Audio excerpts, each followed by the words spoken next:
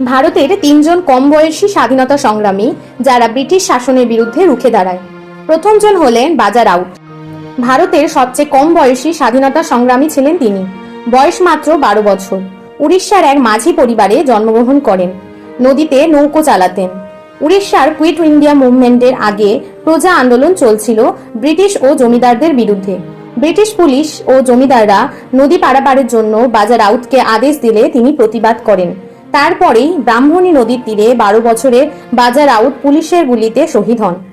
দ্বিতীয়ত ক্ষুদিরাম বসু। অল্প বয়সে মা বাবা হারা ক্ষুদিরাম ছোট থেকেই ছিল খুব ডানপিটে। মাত্র 16 বছর বয়সে তিনি যুগান্তর দলে যোগ দেন। সেই সময় মুজাফফরপুরের জর্জ ছিলেন কিংফোর্ড। যুগান্তর দলে ঠিক হলো কিংফোর্ডকে মারতেই হবে। 1908 সালে 30 এপ্রিল ক্ষুদিরাম বসু ও প্রফুল্ল চাকি কিংফোর্ডের গাড়িকে লক্ষ্য করে বোমা ছোড়েন।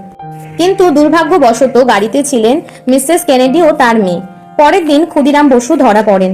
এদিকে ধরা পড়ার ভয়ে নিজেকে গুলি করে আত্মহত্যা করলেন 18 বছর বয়সী প্রফুল্ল চাকি। ক্ষুদিরাম বসুর ফাঁসি হয়।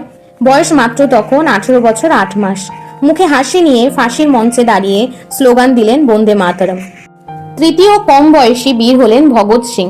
পাঞ্জাবের বাসিন্দা, ছোট থেকে গান্ধীজিকে অনুসরণ করতেন। কিন্তু জালিয়ানওয়ালাবাগের হত্যাকাণ্ডের পর তিনি অহিংসার পথ ছেড়ে দেন। বললেন, বিপ্লব মানে বোমা নয়, বিপ্লব মানে চিন্তার বদল। 1928 সালে লাহোরে সাইমন কমিশনের বিরুদ্ধে লাঠি চার্জে লালা লাজপত রায় মারা গেলে তিনি আরো বিদ্রোহী হয়ে ওঠেন।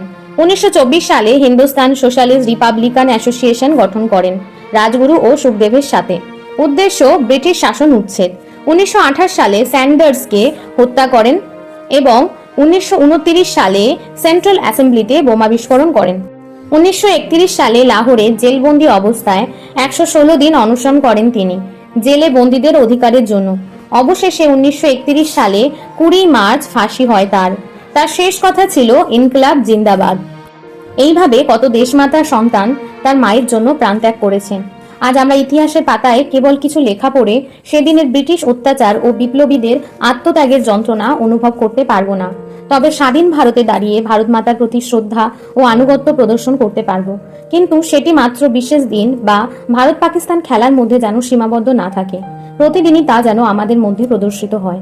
আর আমাদের মনে রাখতে হবে, সেদিনের স্বাধীনতা সংগ্রামী আজকের সোলজার, যারা আমাদের দেশকে সীমান্তবর্তী অঞ্চলে রক্ষা করছে।